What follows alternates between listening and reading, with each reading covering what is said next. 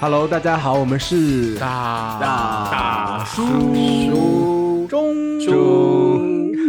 文好，OK，我们今天很开心邀请到一位大叔真的很特别的嘉宾，应该比我老一点吧，好开心，真正的大叔，我终于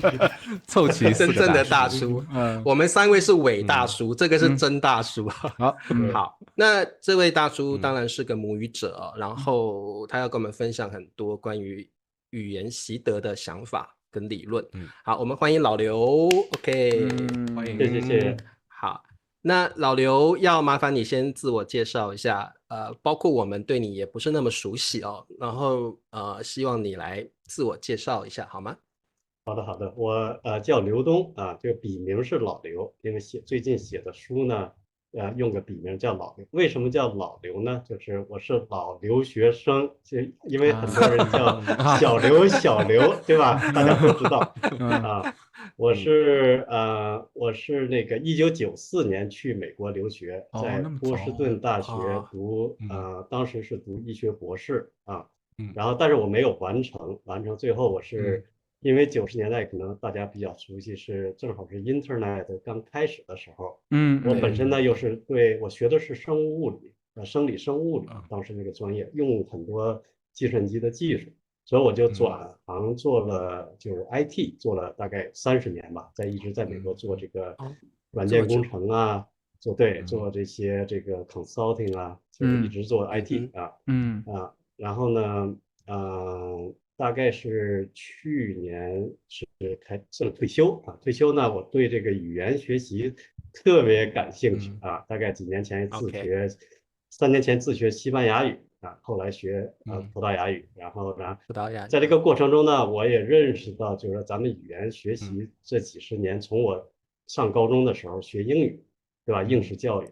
到后来的这个网络这个移动互联网和 AI 的这个发展呢，已经基本上颠覆了当年的这个语言学习的这个路径。所以说我把自己这个学西班牙语和葡萄牙语这个经历呢，把它归纳总结啊，就是说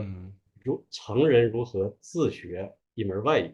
啊，写了一本书，这本书叫《通往流利之路》，一条通往流利之路，成人如何自学外语。就是希望帮助这个大家，就是说至少有一个另外一种方法或者另外一个视角来看学语言这件事儿，而不是说传统的就是说这个相对比较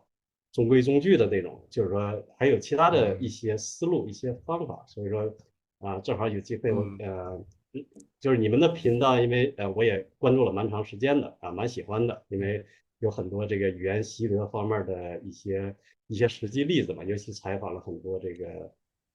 就是说中文习得者就非常成功的例子，也是我蛮感兴趣的这个话题。对，所以说大概是这样一个背景。OK，好，这个因为老刘这个略有年纪了啊，所以呢，我这第一个问题想要问你的就是，在你这么漫长的这个人生当中，你用了比较可能传统的方法来学英文，然后你又开始学了西班牙文，现在又在学葡萄牙语。那你觉得你习得这三个语言的过程中有什么不同？是不是这样的不同也激发了你想要出书的一个动机呢？是的，这个英语学习实际上，我想我们的经历都是一样，虽然你们可能晚一点，基本上就是所谓的课堂式和应试对这个系统，对吧？对我们就对，是拿一本书背单词。我当年学英语的时候，没有任何资料，基本上听力只有一个磁带，几个磁带啊，英语900句和新概念英语，这是我唯一的听力输入的材料，对吧？原版书没有。老师对，呢都是中国人，而且呢操着各方的口音啊，口音的可以想象，英文，可以想象那个对对，那个发音是吧？所以说基本上就是非常非常传统的这个所以英语没有对，对我来讲，因为到了美国，基本上虽然在中国也学了有将近10年，对吧？10年的英语，但是基本上我下飞机那一刻听不懂，说不了哑巴英语啊，基本上这个对对，我状态。们都是，对，对对，然后在美国生活学习大概有半年的时间吧，才慢慢的这个就是说一点点的听得懂一点了。说的多一点嗯啊，也是用了大概参加工作以后10几年的时间，才真正觉着它是一个，就是说我比较感觉应用自如的这么一门语言吧，但是还是就是说差得很远。西班牙语就完全不一样了。我去西班牙语没有任何压力，我也不要考试，我也不用它找工作，对，我完全就是一种100%的一种爱好。那这种爱好呢，我就很轻松了，我可以选任何方式我喜欢的方式。所以说就从来不用背单词，对吧？那单词这个因素，就是说，当然了，你是需要词汇的，这个你让学任何语言都需要，但英语和西语它有大量的重复的这个叫 overlap， 对吧？很多那个西语的单词跟英语单词拼写是一模一样的，就是发音不太一样，对，意思也是差不多的，所以说已经实际上有一定的这个基础。所以我的这个西班牙语的这个习得过程完全跟英语完全不一样，就是说首先我的目标就是自由交流，跟那个母语者，对吧？在任何这个西语国家有20个国家，西语国家我可以在我的就是说在大街上碰到一个人，我可以听懂他说什么，我也能表达我想说什么，就达到这么一个完全是这种 communication 这个东西啊。所以我基本上70%的这个努力都花在听力输入上，因为你首先要听懂，你听不懂你后面都，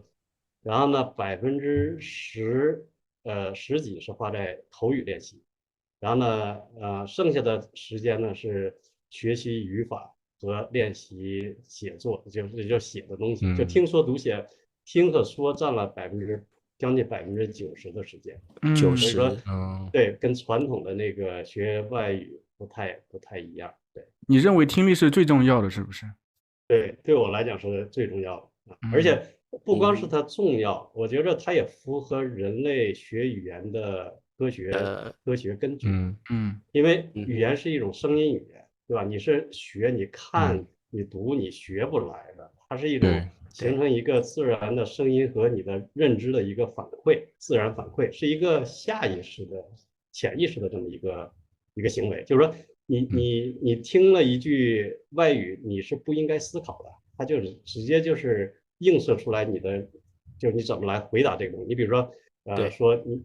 你吃饭了吗？对吧？这个里头你不应该想我吃饭，这个很多东西是客套语，对吧？他就问你好吗？对吧？在中国这个文化里，你应该构成的是这么一个回路，而不是说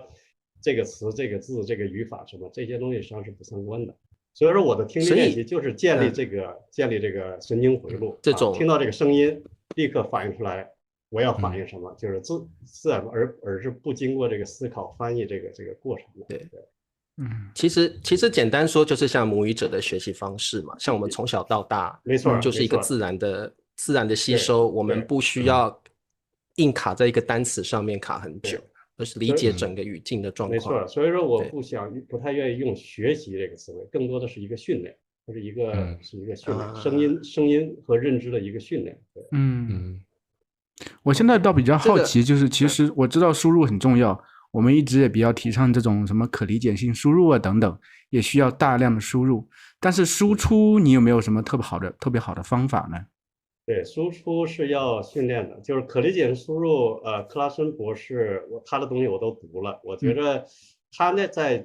上世纪80、90年代是非常在那个年代是非常非常有用的。但是呢，随着这个技术的发展我觉得他在克拉森太强调这个输入的重要性，他就认为我的理解就是说你有足够的输出是自然而然的事情，就是水到渠成，你不需要过多的刻意练习。但是我自己的经历口语是要刻意练习的，因为口语它分2部分，一部分是你认知的一个思维方式，所谓的语感，对吧？就是说你在想什么，你想表达什么。另外一个它是一个 mechanical 的东西，就机械性的东西。你的因为你要说出来一句话，它是有肌肉协调和你比如说鼻音、大舌音什么这些东西，这些是要刻意训练的，对吧？发音，而且你怎么把你的意识和这个发音系统结合起来？它是要有 extra effort 的，是需要这个训练的。所以说补充克拉森的这个输入假说，我觉得首先对我来讲，这个我有10%几的整个习得时间是花在口语练习。那怎么练呢？对我也跟传统的不太一样，我的口语练习基本上100%都是通过语言交换来实现的。也就是说，我从第一次开始练口语，一直到现在，我基本上每个星期都有至少5到7个小时是跟母语者在对话，在交流。是这么一种方式。对。可是怎么其实我接触到这些母语者？怎么在哪里能找到这个语言交换的伙伴？对，语言交换伙伴有很多方式了。我书中实际上专门有一个章节是专门写这个的。但是我的个人的经验呢，就是说我是通过 app 呢，通过网站和 app。网站主要是一个叫 mylanguageexchange.com 啊，就是你把你的 profile 放进去，比如说我母语中文啊，然后呢，我想学西班牙语，那对方是西班牙语，他想学中文，这样的话他就会有一个 match， 这样连起来，对吧？这个效果不是特别好，我觉得它毕竟是很传统、很老的一种方式。现在比较流行的主要是 app， 主要是2个 app 嘛，一个是 Tandem，对吧？还有一个叫 Hello Talk，对吧？我2个都用，但是我比较成功的是 Tandem， 我觉得 Tandem，它怎么说？它的算法可能更精准一些，它根据你的一些，比如说历史的一些这个 profile， 它会 match 的更准确一些。对，我基本都是这么找的。OK， 那这个老刘，我想问你啊，因为我在你的书里读到说，你学了西语之后有一种爱丽丝梦游仙境的那种感受，对不对？你好像找到了如获至宝的感觉，跟以前学习英文那种传统方法不一样。然后也像那个刘姥姥逛那个大观园的那种感觉，你感受到一种新奇感，你感受学习语言是可以不一样的。然后你利用学西语的机会应用到你现在学葡萄牙语，那而且你短短4个月就真的可以把葡萄牙语比如说听力跟读都可以把这些能力训练得很好。那你可不可以告诉我们具体的方法？我很想了解你采用的方法或理论是什么，让你可以在4个月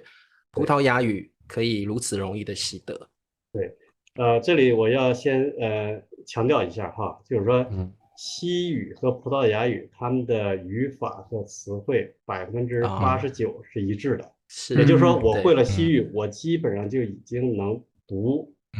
葡萄牙语，基本上能听懂50%吧，就是葡萄牙语。如果像方言似的，怎么感觉？对，没错，就有点像方言。对，所以说这个不是说这是第一个条件，第一个条件，2个语言这也是为什么我选择葡萄牙语，因为它俩太相似了。再一个呢，我选的方法就是说还是听力为主，100%我这4个月的时间是听力啊，就一直在听，而且是从适合我水平的一点点，我花了大量的时间去筛选我听什么，但一旦我筛选一个播客，就是说现在我听的比较多的是叫那个就是一个播客呢，我觉得我一下能听懂很多他说的东西，也是母语者的播客。然后我就死磕这个播客，它有大概400集，我就从第1集开始，一集一集就是说听。这个，因为你听力的可理解性输入一定要，第一你听得懂，要可理解嘛，对吧？你听得懂，不是说100%听懂，至少听懂60%-70%吧。第二个呢，叫有意思，就是说有感兴趣，因为它那个播客内容也是我比较感兴趣的内容。第3个就是大量重复，因为它是同一个播客，它必然要在每一集里头要大量重复他要说的东西，所以说它这个就满足我所有的这3个这个条件，所以就是效果非常好。所以说我说的这4个月听力自由，还是只是限于听力上，我口语没有练习，所以我说不好，但是我听得懂，基本上听得懂。而且读的就拿一本书，可以能达到这个资格。对，对。那我问一下老刘，你学西班牙语学了多久？那你现在就是沟通交流都没问题了吗？对，西班牙语，我觉着学任何一门语言，用多少年没有意义，应该是多少小时比较准确，对吧？我呢，我到目前为止，就是说我是从22年到现在，应该是3年多了吧，3年多。我习得的时间大概是2500个小时。你要是做一个，所以老刘你都会记录下来，记录以小时为单位记录因为吗？我你从非常 App 的去每天我的那个习惯非常的这个 consistent，就是说每天我几点到几点我肯定是要做这件事情，所以说基本上雷打不动，每天都这样，所以我就很容易算出来，大概是每天至少有2到3个小时的这个，不能说学习吧，叫 exposure， 就是接触这个语言，以各种方式，当然对我来只要听力的方式，对吧？所以你这样算的话，一天2、3个小时，一年就是大概1000个小时嘛，对吧？就是800、900个小时嘛，那3年的话就是2500个小时嘛，差不多。对。老刘这个理工科思维和咱们不一样，咱们要转换一下。而且我觉得很好，而且真的，对，因为我们采访很多嘉宾，就是他们都说断断续续学了2年、3年，但具体也不知道到底是到多少个小时。你可以3天学1个小时，也可以1天学3个小时，是的，是不一样的。OK， 这个老刘，我在你的书里看到一个很有意思的法则，叫28法则。没错，那你可不可以跟我们解释一下28法则是什么？然后应用在语言习得上又是因为其实看完你的书的感觉就是这个是不只是中文学习啦，只要是任何语言的学习都可以应用到一些理论啊。那所以老刘，我对28法则很有兴趣，你可不可以告诉大家28法则是什么，然后怎么应用到学习上？对，28法则的本身就是说，你花20%的精力达到80%的效果，就是简单的说是这么一个效果，对吧？那具体的在生活中，那就各种 scenario 都是，你比如说财富，对吧？20%的人可能掌握80%的这个财富，对吧？对。或者说你作为一个公司，你可能20%的优质客户贡献了你公司80%的这个 revenue 利润，这个利润，对吧？那学语言呢，我是把这个用在学语言上，我是想就是说，你语言是非常丰富的，就是你是学不完的，你一辈子也学不完的，对吧？对，所以说你要抓重点，抓重点也就是说你要把就是说20%的这个努力呢，达到80%，怎么实现呢？在书里我是分几个方面，你比如说高频词汇，对吧？高频词汇，一门语言的高频词汇可能也就是。比如说中文或者英文可能几千个，对吧？2000、3000，就日常生活中你经常用到的，可能据说有个统计，可能100个单词，英语里头前高频的100个单词能 cover 大概70%、80%的你的日常会话的这个频率，就是说你可以想象，就很多人背单词他就讲究一个词汇量，就是我一定要有1万个词汇量，但是实际你可能80%的词汇量你从来用不着，在你交流的时候，对吧？所以你如果你把你的时间都平摊到所有的这个1万个词汇量，你效果是很差，所以你应该把你的重点，尤其是初学者，放在这就是最高频最高，把它吃透，把它反复的用，把它真正成为你的这个主动词汇，对吧？这个 effort 就是非常值得，而不是说平摊所有的东西啊。这是词汇的角度，就是说把你的精力放在高频词汇啊，就是然后呢，这是一个。那语法也一样啊，你比如说我知道笨你也学西语是吧？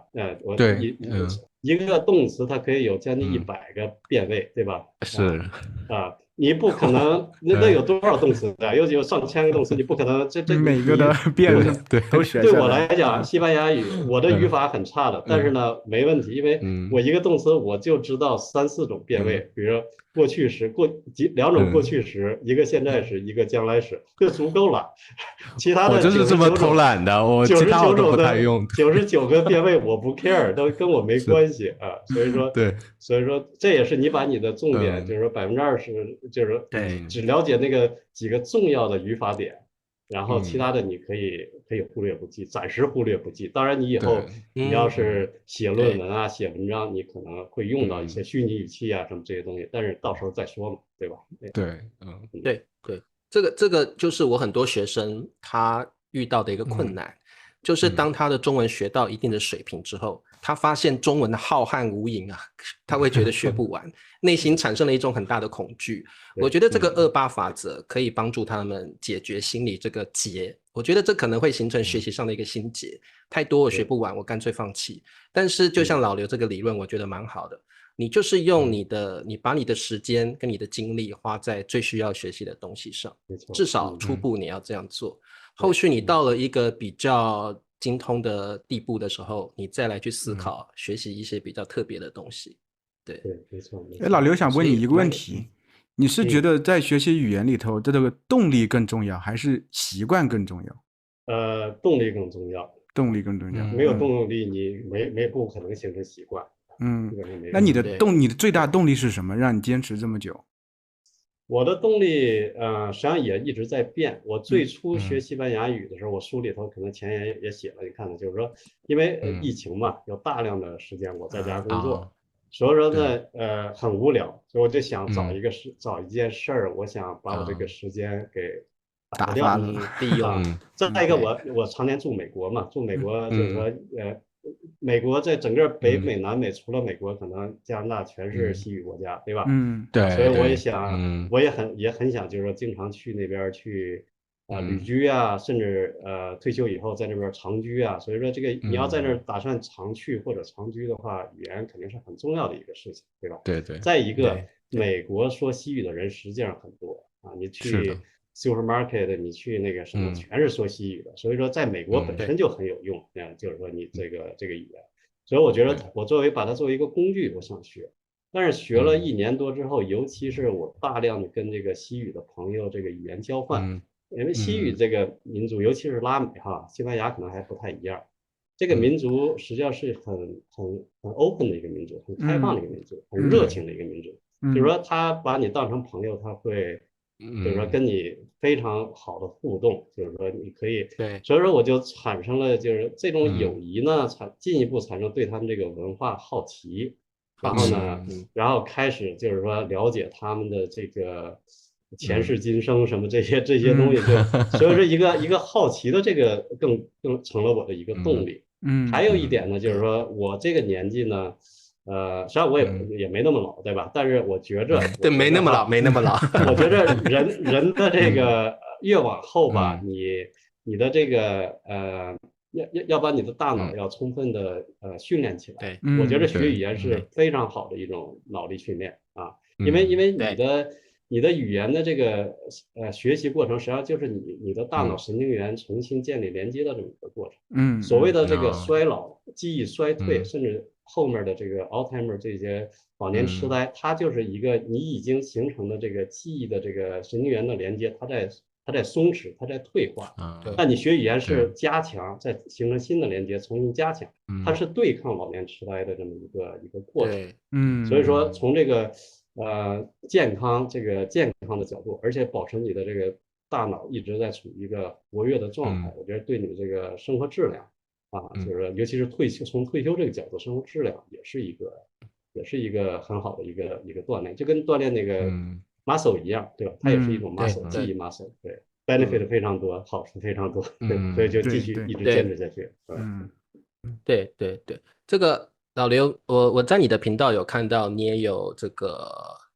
访问我们访问的嘉宾嘛，对不对？何威同学，对，何威一直是我们拿出来举例的一个外国朋友了因为他中文真的学得非常的地道了，很厉害了。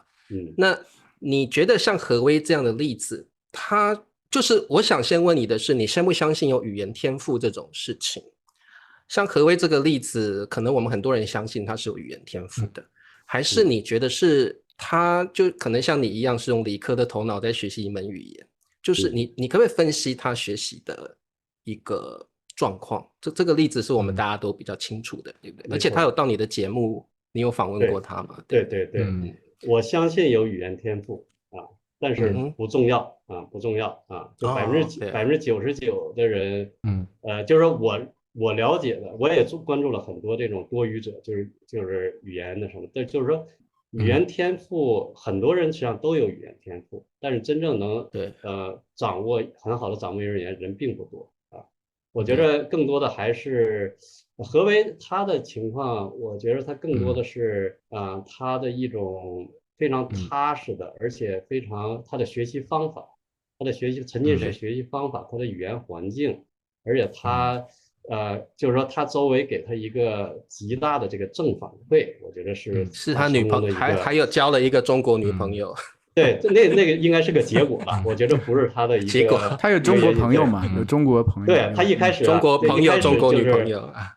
他跟我采访他的时候，他说的就是说这个他的中国朋友要比英国朋友要多得多啊，就是他基本上虽然他没在中文环境生活，但是他实际上他的社交环境，就是说24小时可能醒来的时候，大部分时间都是在中文环境，所以说也不奇怪。这种情况下，基本上跟生活在那个国家也差不了多少。而且我觉得他本身，就是说对自己的要求也比较高，对吧？对自己的这个口音训练各方面，而且他跟我说，就是疫情期间也是每天要花5-6个小时要学的呀，没有多少人要肯花那么多时间。就是说这个学语言，对吧？说明他是有兴趣、有热情，而且有这个 determination 做这件事情。对，这个我认同了，因为我们常常说成功通常是1分的天才加上99分的努力嘛，大部分还是要靠努力跟一个持续吧。还有现在我们也讨论很多学习语言要有良好的习惯，我觉得大概都是围绕在这些特质上面。那这个老刘，你是怎么看待语言错误？比如说学习者常常会犯错，当然这个错误常常会造成很多比较内向的学习者他不敢去用这个语言，你是怎么去面对语言错误这样的事情？这个非常好的问题，就是说尤其在我们中国文化，就是说认为错误是一件不好的事情，对吧？对，在某种情况下，确实是你比如说你飞行员你犯一个错误，可能机毁人亡，对吧？就是说错误确实是有这个负面的，但是学习语言正好相反，你的错误造成了你的能力，你不犯错你怎么会学呢？你的学习过程就是不断犯错、不断纠正、不断犯错、不断纠正的过程。所以说，不要避讳错误，就是说不要怕什么发音不好啊，什么这个说不好啊。你只有尽早的把错误暴露出来，你才知道自己的短板在哪、缺点在哪。所以说要拥抱错误，而不是说回避错误啊。从一开始就应该有这个正确认识，你不要惧怕错误。对，那我再问老刘这一个问题吧，因为我特别好奇，因为他的工作背景是和计算机相关的，因为现在 AI 特别流行，你肯定对这方面也有了解，甚至可能在你的语言上有没有就学习语言上有没有应用 AI 这个方面的？对，非常用的非常多，尤其是学葡萄牙语这个我在书里头也提到，就是说咱们讲这个可理解性输入，对吧？可理解性输入。实际上很多人都知道可理解，但是具体到运作的时候会有困难，因为他很难，尤其初学者，他很难找到适合他水平，同时又有兴趣的这个输入资料，中文就更少了，英文可能还好一点。那普语呢，实际上也相对英文也少一点。那我做了一个试验，就是说也是出于我这个理科生的这个喜欢做的一些尝试，就是说。我学习普语的时候，我网上搜一下嘛，我说这个巴西的哪些作家写的短文小故事比较好？他就是很多人推荐这个作家，但是这个作家写的故事呢，非常有趣，但是他引用了大量巴西的就民俗吧这种文化背景，还有他的历史事件，而且他虽然不用很难的词，但是那些词汇的组合呢。作为我一个中国人来讲，就是很难理解。对，可能巴西的小孩子都能理解，但是我不理解。所以我在看我把这个书是从图书馆借来的，然后我读的时候我读不懂，我也就能读懂个30%吧。但我一般的那个普语的东西，我是能读懂挺多的，我就靠西语的基础。但是他那个书我是读不懂，但是他有文化的含义在里面。对，很多人推荐。那我就他每个故事大概3页，我就拿我手机拍这3页，然后我就直接扔给ChatGPT。我说我是一个初学者，我很喜欢这个故事，但是我看不懂。你根据这种情况，你把它给我做一个总结，我是用西班牙语，我这个跟他的 prompt 都用西班牙语，因为我想同时就是说也maintain我的这个练习，对，说他用的西班牙语给我做了一个总结，然后我基本上就明白他这个故事在说什么了，这是第一个。下一个 prompt 我就说，根据我的这个水平，你把这个词汇，就是说重要的词汇和它的解释给我罗列出来，那他就给你罗列出来。然后呢，我说把这个基本语法点帮助我理解的罗列出来，解释出来。这就是说，把这个过程之后，我再回头再读这篇文章就读懂了。所以说 ChatGPT 呢，它就相当于一个对你非常了解的一个老师一样，就是把不可理解的输入内容在很短的时间内变成可理解性的输入。就是说我不用去问别人，去找别人，他帮我完成了这个闭环啊。就是说这样的话，我就使我的这个学习效率就非常的高。对。其实我觉得现在 AI 这么发达，学习语言的人真的要多多利用，像 ChatGPT 之类的，巨大的福利。对，而且现在的 AI 会按照你你的喜好、你的个性去改变它的内容，去适应你的使用。对，所以我觉得我还有另外一个故事也想分享一下，我觉得可能对这个咱们这个中文教学也很有用。就是太好了，在中国现在到目前为止，就是说我去参观了一个我们当地的一个小学，现在他小学大概是4年级，我去他们的教堂，我想了解一下现在的中国的孩子怎么学英语。那基本上还是虽然技术很发达，有这个多媒体嘛，声音什么动画，但是孩子们还是一个就是说跟着老师，就是说还是按照教材来走嘛，对吧？刷题吧，就是做练习题啊那种。但是呢，我个人认为学习语言是一个非常个性化的一个过程。你教材本身它就不科学，教材就是说所有的人都要学这个东西，一样的东西，但是可以理解。那对，然后我就做了一个跟他们那个英语教学组，我做了一个实验，就是说，我说，哎，你可以收集每个孩子他们对什么有兴趣，比如说，这个小朋友对他们家的宠物有兴趣，另外一个小朋友喜欢看游戏，另外一个小朋友喜欢看这个迪士尼电影。那呢，通过这个呢，你可以通过不一定 ChatGPT 啊，所以现在这个 AI 这个模型都可以。然后你可以用这个故事，甚至就是用一个 PDF 或者一个照片，把它那个输进去，让 AI 产生就是符合小学5年级、4年级水平的一个新的这个资料，包括对话方式或者声音的方式，甚至图像的方式，这样小朋友他看自己的喜欢的内容。然后又符合他那个水平，就是产生的这个新的内容，就是他更容易去看这个事啊，这也是一种思路啊。当然，具体操作起来还是现在还有点麻烦，但是我觉得利用这个慢慢这种个性化输出的这种内容，这个能力，我觉得 AI 将来还是有。对，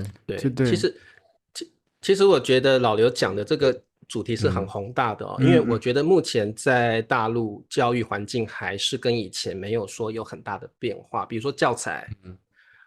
很没有个性，然后又很强调普适性，然后如果老师本身是没有在教学上有精进的态度，比如说用 AI 去改变一些主题让学生更有兴趣，我觉得这个进步上是很缓慢的。所以我是蛮建议这种语言学习是可以很活泼，可以很 AI， 可以很个性化的。我觉得语言就是人生嘛，所以你让学生去学语言，甚至学其他的学科，都应该根据学生的个性、爱好还有情绪吧，甚至会更好，会改变教育环境。这个咱一时半会儿这种应试教育很难改变，因为它要大儿童嘛，对吧？但是我觉得这个责任应该放在家庭。父母父母这方面，他们有充分的条件，就是利用在家的时间，不是逼着孩子去刷题，什么补习班，他应该把这个时间找一些，就是说更符合这个孩子个性、兴趣的，这种输入内容去花得更值得一些。是的，这个我完全同意，因为我儿子学英语就是这样学的。他其实课堂里的东西对他有点简单，因为他特别一开始喜欢魔方，然后喜欢飞机。他因为我们能看 YouTube 嘛，他都直接找 YouTube 看那个视频，这也是有兴趣的东西，也是可理解性的输入。所以看得多了之后，他基本上我发现这个可理解性输入可能对孩子可能更明显效果。没错，就是他吸收了大量东西之后，就某一天突然就能说长句子了，能完整表达他的意思。大人可能我觉得可能我们的结构有点不一样，脑子结构有点不一样，就实话嘛。咱们成人有一个实话现象就语言实话，就是说你长期的母语就已经成一个，就是说对这个语言这个网络形成了一个固定的一个模式，新的一个东西很难进去。对，但孩子不一样，他有很强的这个是的。现在很多中国的小孩，他们因为像你说家庭的支撑比较重要，也有很多有这种以就是母语者的这种方式去培养的，很多小孩的英语也是非常好的，确实，因为他们因为这个时代确实很方便，能接触到非常多的这种比较现成的母语的材料，而且有些人也可以请外教帮忙一起练习等等。这其实让我想到，比如说19世纪俄罗斯那些贵族家里都有几个的家庭教师，有英国的，有法国的，有德国的，所以他从小有这个环境可以让他去学习。对，咱们现在是一个学习语言一个伟大的时代，是的，对，黄金时代，就看你要不要而已。对，想不想要很重要。对，对 ，OK， 老刘，我在你的书里感觉到了就是语言可能是人生，可能是情绪，可能是生活，对不对？那你出这本书出到现在，你现在也退休了嘛？所以有这么多不同的背景跟感受加起来，你希望这本书可以给大家带来什么？更多的是一个认知吧。我觉得很多这个成年人学语言，他走在一个错误的路上至少从我的观察是这样的。错误的路上，你越努力，实际上是越糟糕，对吧？因为你在一个方向，对，越来越远了。对，所以我希望我这本书，我不太强调具体的方法，我书里头没写太多的你要做什么，要做什么，对吧？就是精读还是泛读还是这个什么，我更强调的是一个理念。这个理念就是说，首先你得了解这个语言作为人类的一种基本功能，人人具有的一种能力，就是说怎么样科学的看待这个学语言这件事儿。很多人实际上就去学了，他根本不考虑背后的这个科学逻辑，对吧？我希望在这方面有多深层的认知。再一个呢，就是利用一些就是说现代社会技术上和这个各方面提供的这个方便，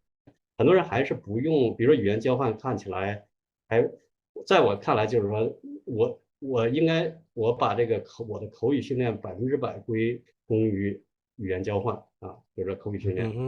所以说，但是很多人似乎对这个途径还不去，就是没有花很多时间去探索这个途径。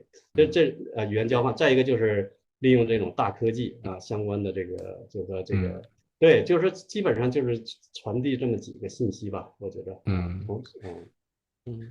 你认为最理想的语言交换的这个是怎么样的？因为有时候可能鸡同鸭讲就是交换的时候，或者是遇到谈恋爱的那种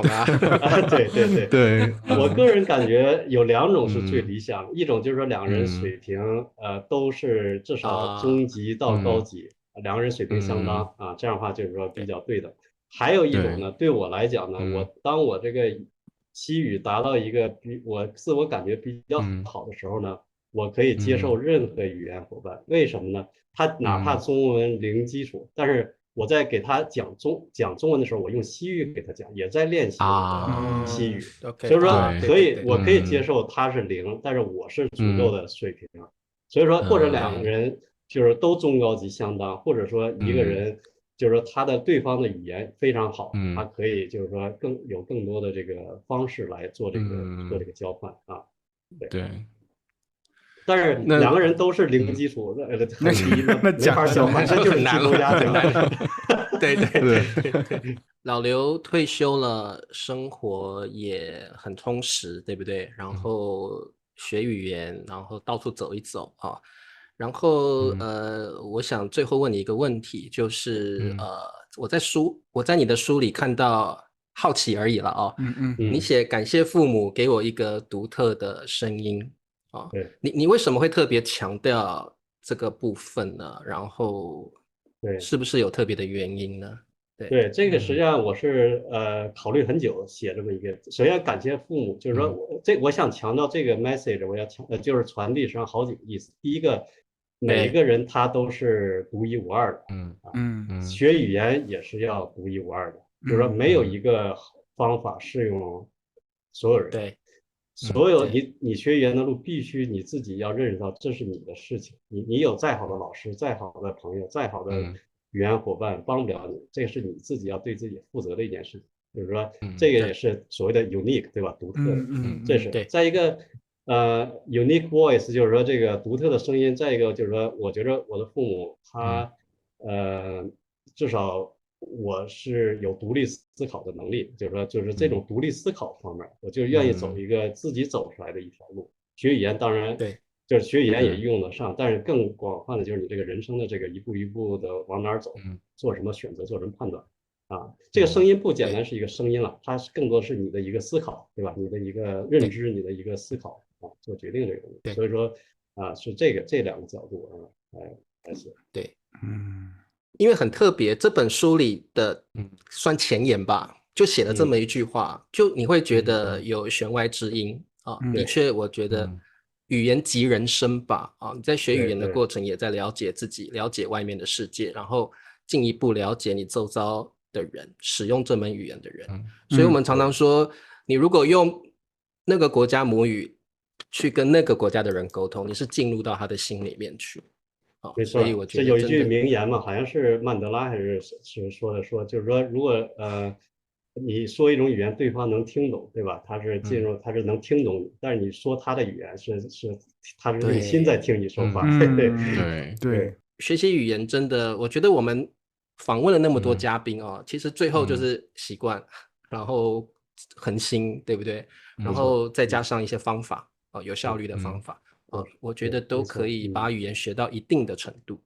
好 ，OK， 那今天很开心邀请到老刘，谢谢我觉得。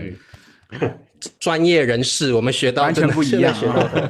完全不一样，干货满满。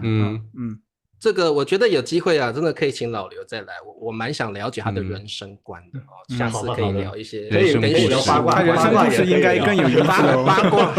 哇，今天时间不够多，学语言的八卦。对。